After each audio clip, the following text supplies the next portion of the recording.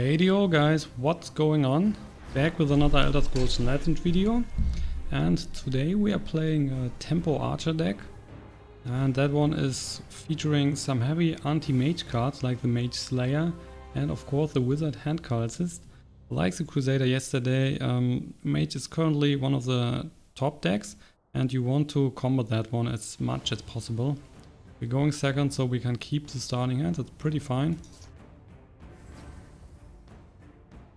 So the Mage Slayer, for example, can't be damaged by any actions.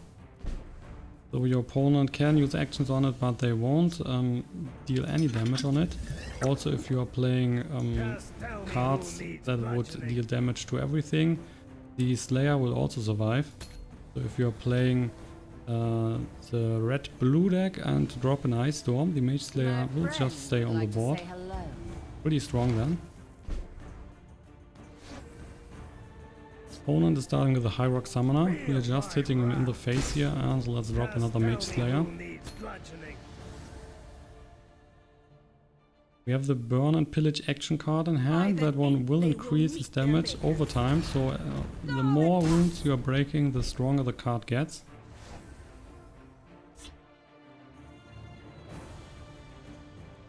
Well, a Daggerfall Mage. Keep on hitting. There is a Prophecy. Firestorm. Who is using that one? This one is nicely done. So as you can see, the Mage Slayers didn't get any damage. And that's why they are so strong. And he now even gave us the chance to drop the Fighter's Guild Recruit here on the side. Otherwise we would have just dropped the Avenger. But now the Fighter's Guild Recruit can kill the Daggerfall Mage. That was poorly played here. Big mistake.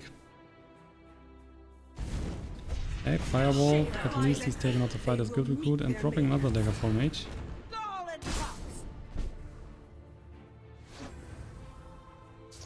But it doesn't really matter, we are just hitting him further in the face, down to 18. So Burn and Pillage will now deal 2 damage to every enemy creature. And let's drop an Avenger.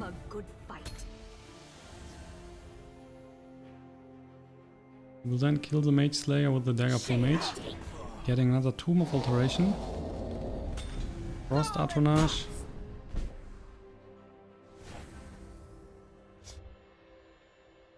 And let's attack the Frost Atronach with the Avenger. And let's place some minions on the left side. Might use the Tomb of Alteration on the High Rock Summoner.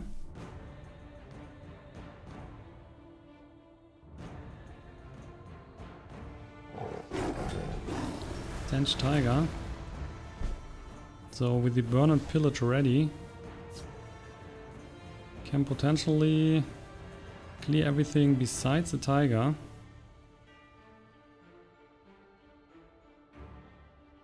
But we would need both minions to kill the Tiger anyway. Oh, let's see. Didn't see this coming, eh? Giving him the Guardian. All too simple. So then play the Burn and Pillage, killing every of his minions, and bring him down to 12.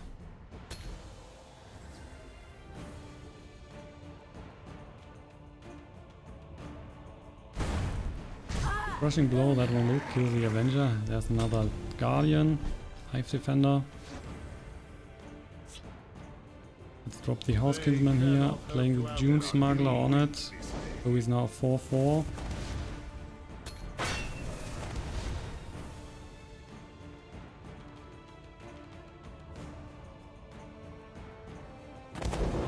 Lightning Bolt, so he's getting another 3 damage, down to 9.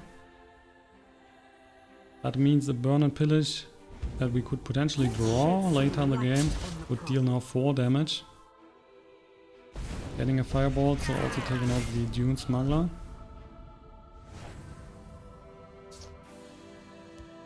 Drop the Fighter's Guild Recruit here to kill the Hive Defender. We're keeping the Pyromancer, because if we are drawing a Leaflurker, that one is especially good alongside the Pyromancer. Another Firebolt. And a Tomb of Alteration. He might break a rune now. I have you now. And we might be getting some minions out of it. Cliff Racer, that's a charge minion. My friend would like to say High Rock hello. Summoner. And his turn is over. Let's wait with the Cliff Racer. We are playing the Pyromancer here with the Leaflurker.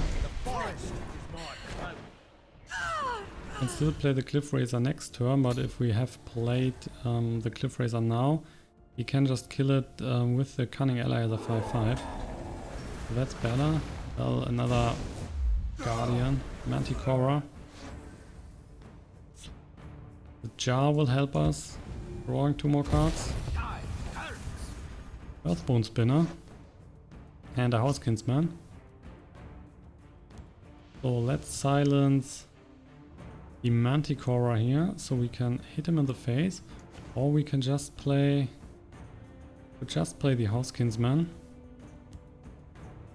That would be even better. So we are playing the House Kinsman here, and then play the Spinner with the Cliff Racer next turn to hit him for 11 damage here.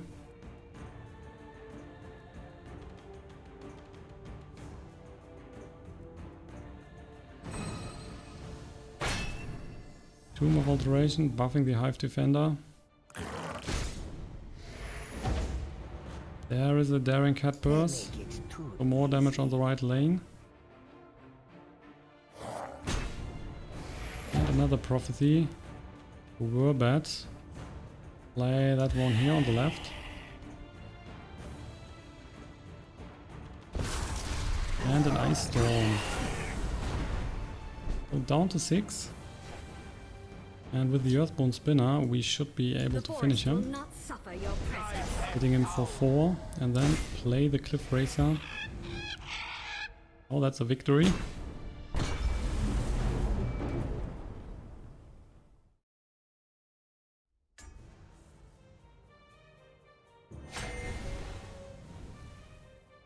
Game 2 brings us a Spell Sword as an opponent. Another tough matchup. But I guess we can win this one as well. I have a strong deck. We're going second. Let's replace all 3 cards. Searching for the early stuff. Well, at least the Mage Slayer. Otherwise, the Burn and Pillage and the Cliff Racer is not so great on the starting hand.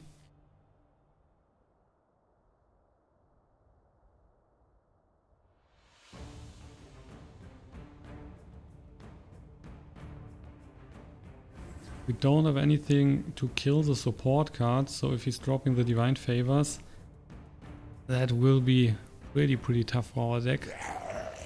So we need to be faster than he.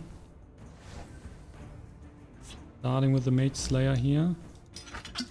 Just tell me who needs bludgeoning.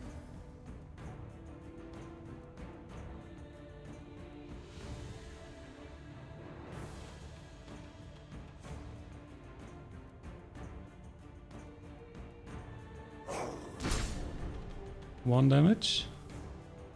And Training is over. he's dropping a 5th Legion Trainer. So let's hit him with the Mage Slayer for 3 and then drop the House Kinsman here on the left. And targeting the 5th Legion Trainer for sure. The card might be a problem otherwise. If he is dropping the Imperial Reinforcements, for example, next turn, he would then get 4 2/1 minions. Yes, that's Droga. That one is a 2/1 now. You can't defeat me.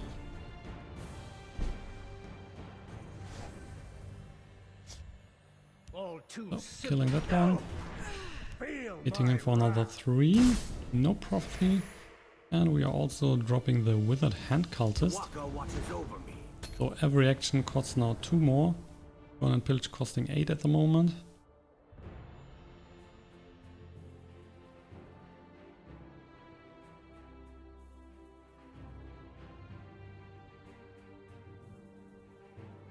We need to break another rune before the Burn and Pillage is really helpful against the Spell Sword. If he's dropping the Divine Favor, every card, even the small Imperial ones, will be 2/2. So 2 runes is the minimum we need for the Burn and Pillage. So he's down to 21. And we can break the second rune here. A dark omen for you. Also dropping a Cliff Razor for another 4 damage. Breaking 3 runes now, he's down to 14.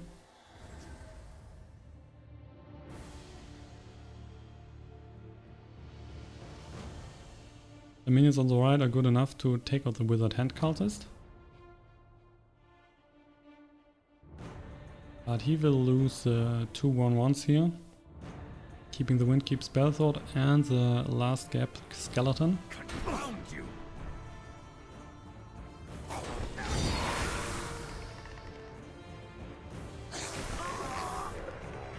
So Burn and Pillage now costs 6 again.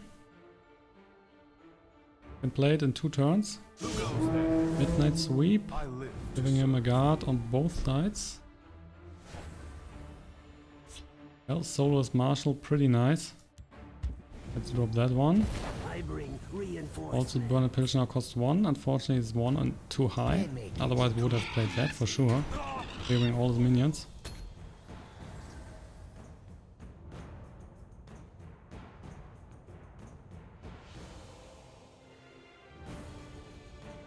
Still the pressure is on him.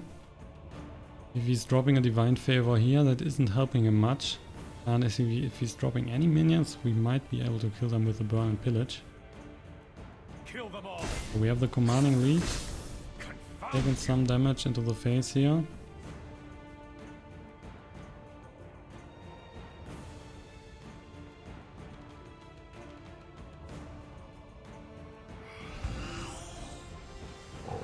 Well, Pit Line and the Haunting Spirit.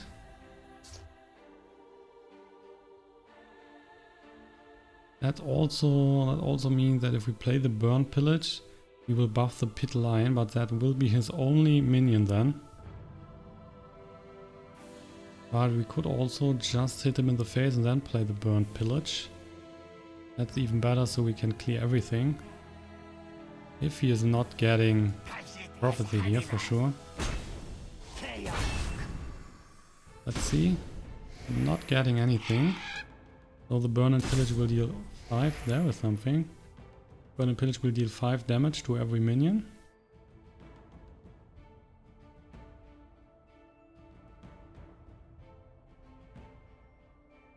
By our service we honor kind. Not... Wow, that was nice. Should have played it on the Pit Line.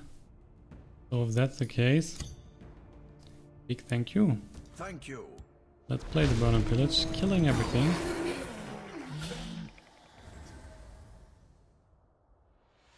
The Housecarl on the Pit Line, that would be a 7-7, then the Haunting Spear would push the Pit Line to 10-10. Was getting still 5 damage from the Burn and Pillage, so he would most likely lost anyway. And that's the conclusion of today's episode. Thank you for watching. If you like my content and want to see more of it, check out my other stuff on the channel or simply hit the thumbnails in the end card you are seeing right now.